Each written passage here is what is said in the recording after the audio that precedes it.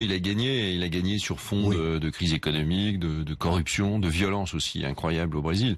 Donc ça veut dire que les peuples ont besoin de se retrouver à un moment donné dans une autorité et choisissent souvent une autorité ultra droitière par exemple pour ce qui le concerne.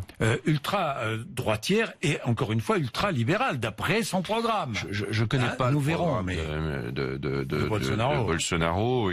En tout cas, il a été élu sur le fond d'un pays qui ne fonctionne plus, dans lesquels la corruption a pourri à peu près tout et dans lesquels la violence est absolument considérable. Donc le choix dans des pays aussi déboussolés, le choix a été vite fait par les Brésiliens. On verra ce qu'il en est. Mais enfin, on voit beaucoup de pays comme ça évoluer. Pays déboussolé. Sur fond de crise financière aussi. Est-ce que les États-Unis deviennent un pays déboussolé? Je pose la question aussi. En tout cas, je connais pas les statistiques, mais on voit en tout cas que les phénomènes de violence sont considérables et tous azimuts, et que le pays est en train aussi de se replier un peu sur lui-même. C'est-à-dire que un pays comme ça, il a une responsabilité mondiale depuis toujours, depuis bien longtemps, et que cette responsabilité mondiale aujourd'hui, il l'oublie pour uniquement voir quels sont ses intérêts propres à lui.